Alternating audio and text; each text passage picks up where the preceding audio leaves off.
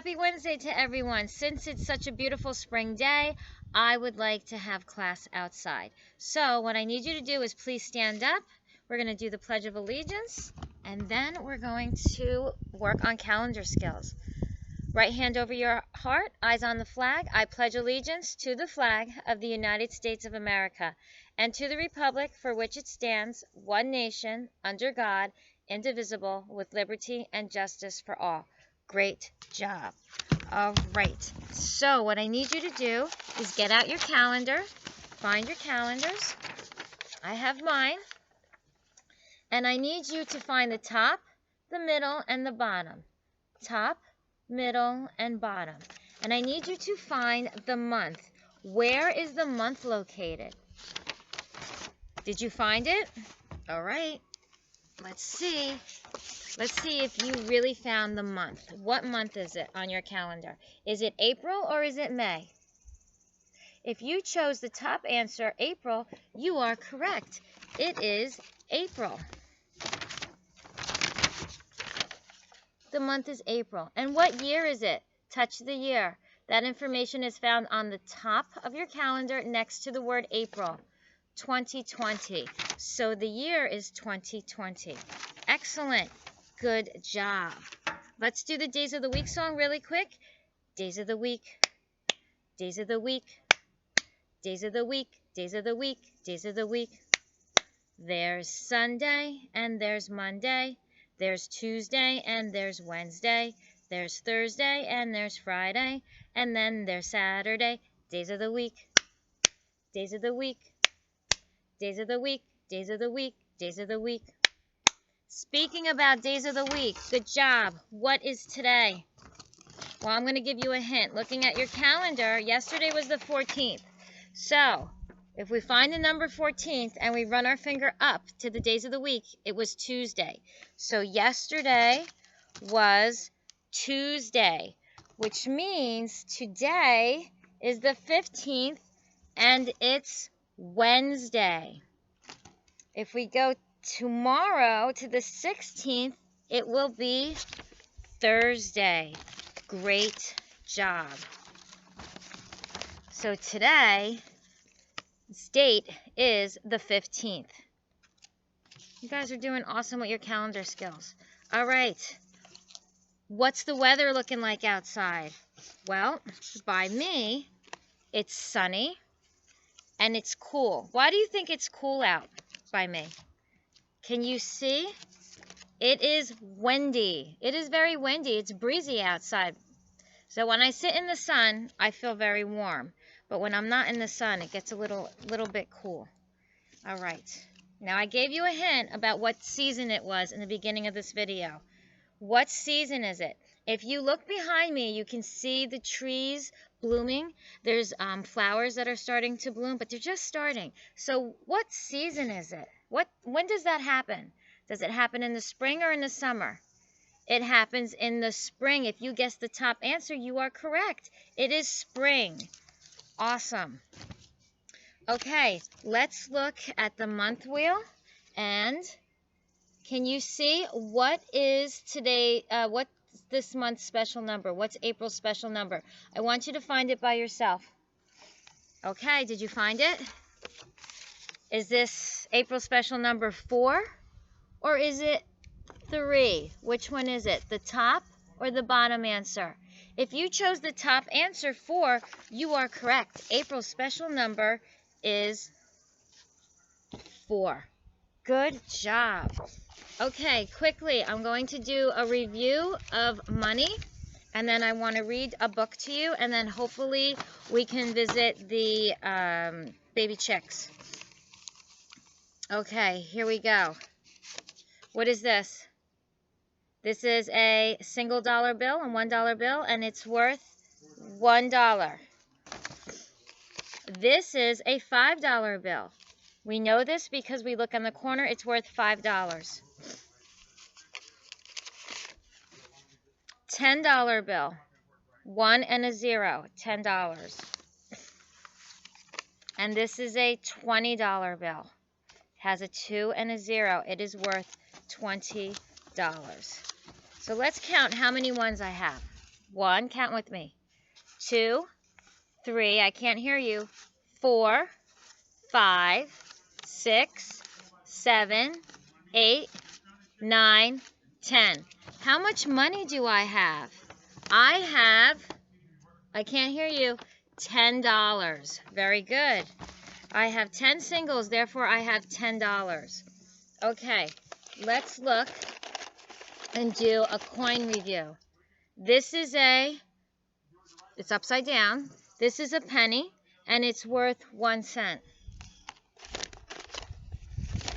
Let's find a nickel. I'm having a hard time finding a nickel. Here we go. This is a nickel, and it's worth 5 cents. This is a dime. How much is a dime worth? 10 cents. Excellent. Quarter. How much is a quarter worth? 25 cents. Good job. And a half a dollar is worth 50 cents. Excellent. Good job. Okay.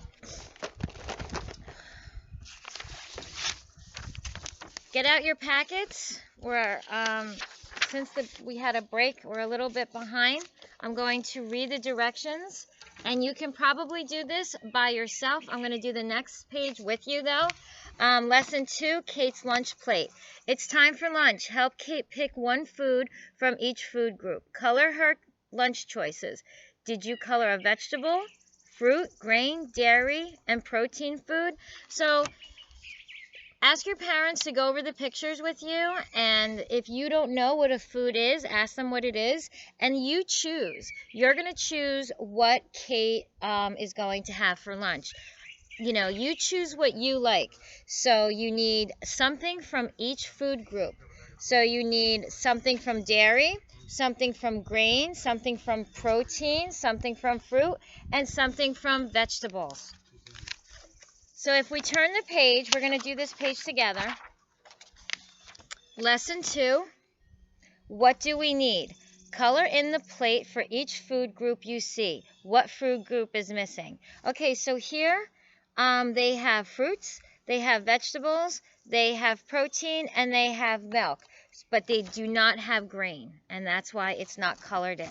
So let's do the second one. A carrot. What is a carrot? A carrot is a vegetable, so we're going to color in the vegetable. What is pineapple? Pineapple is a fruit, so we're going to color in the fruit. And chicken. Chicken is a what? It's a protein, so we're going to color in the protein. And rice. Rice is a grain, so we're going to color in the grain. What's missing? There is no dairy product here. That's what's missing. Okay, the next one. Whole wheat bread. Bread is a grain. Soy milk is a dairy. Peanut butter is a protein. And a banana is a fruit. So what's missing here? There is no vegetable here. Okay, let's do the next one.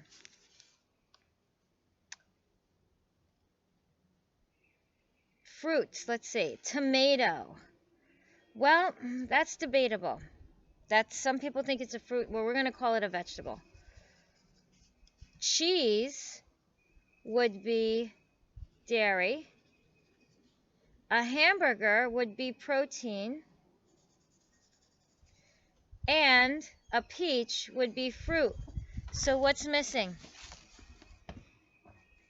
Grains. There is no grain here. No cereal, no rice. The next one and the last one, you guys are doing really great with this. Stay with me. Cheese would be a dairy product. Eggs would be a protein. Salad would be a vegetable. I honestly do not know what that is. Maybe your parents can help you. I have no idea what that is. Is that a taco? We're going to say that's a taco. So that would be grains. So what are we missing? We are missing fruit. There is absolutely no fruit here. Unless this is a fruit that I'm not aware of. You did a great job with that. Okay, now what I'd like to do is read to you a little bit about Helen Keller. All right, we left off at chapter 2.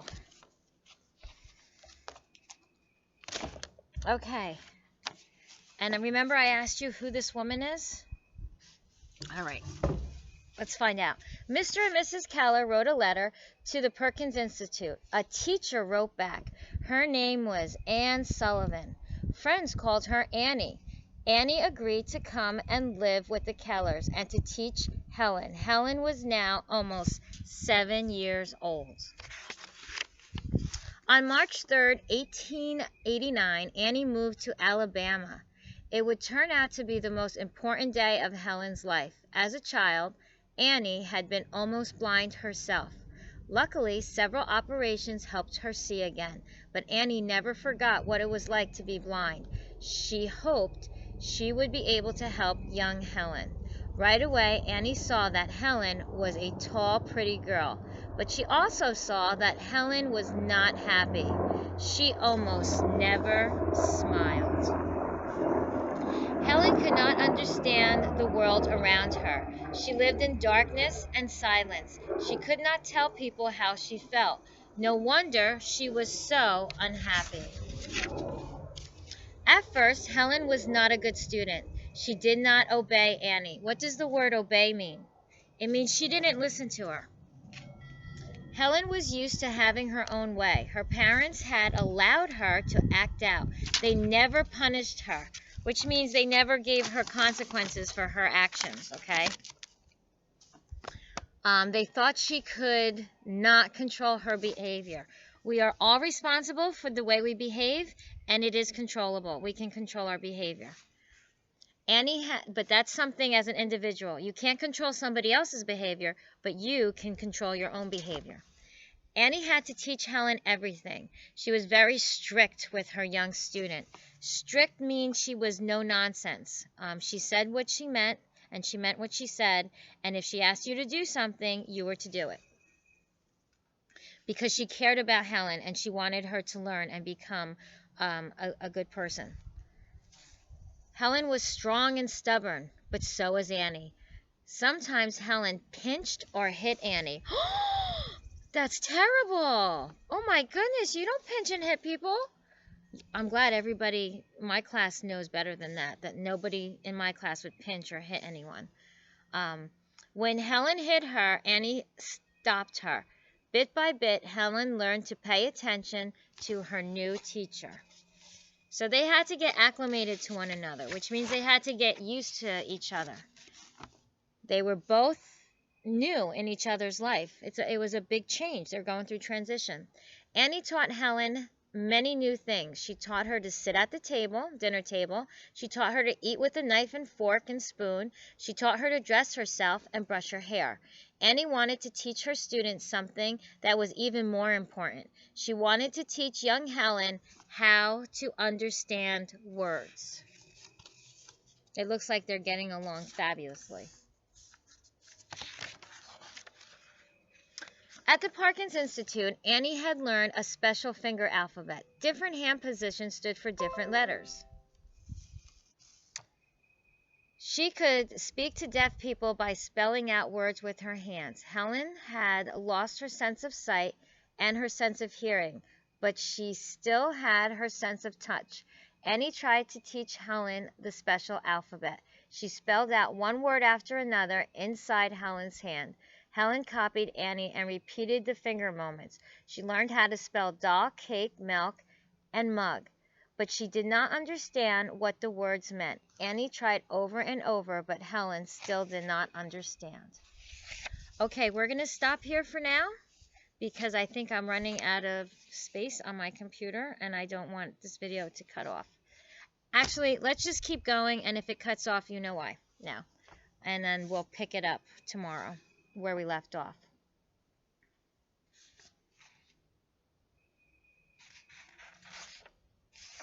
One spring day, Annie and Helen went for a walk outside.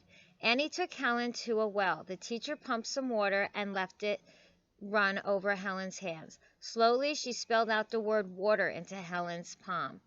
Then she did it again and again. Suddenly, the little girl understood. The wet liquid and the word being spelled in her palm were the same thing, water.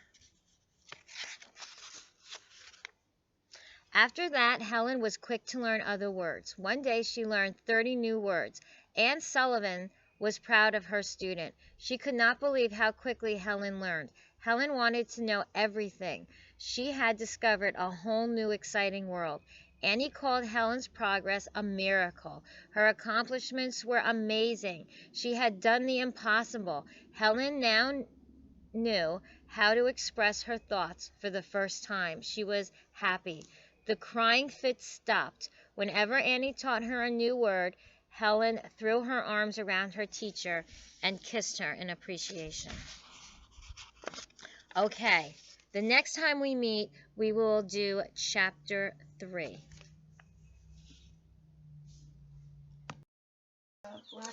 As promised, I have a little friend here, a little chick. Missy, which one is this? A Barnevelder. A Barnevelder chick. Can you see? Look at how cute he is. You want to see his little feet? Let's see. You gotta be very, very careful. Can you see his little feet? Sorry. He's saying hello. So my daughter Missy is going to tell us a little bit about these chicks. And she doesn't want to be on camera, so we're just going to show you the chicks. So, Missy, tell me about the one that I'm holding. Okay, that is a Barnevelder chick. It is a Dutch breed. They are from Dutch. They're a crossbreed, and they can lay up to 180 eggs per year. 180 eggs per year? Yeah. That's a whole lot of eggs. Aww. And this one, well, here, I'll give you this. We're going to switch.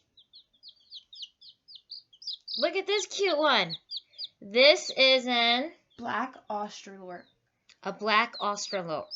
I have a hard time saying that. Look. Now, he's different because he's a little bit lighter, like we showed yesterday. And you see his little legs? How cute are they? Oh, he misses his friend. Missy, can you tell us a little bit about this breed? They are from Australia, and they can lay up to 200 eggs per year, sometimes even more. Wow, they're from Australia, and they can lay up to 200 eggs a year, and the other one laid like 180. 180. So which one is more, 180 or 200? 200. This is the winner chicken dinner. Kidding.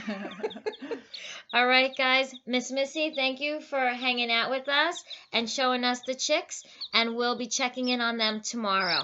Have a great night, guys. I'll see you tomorrow.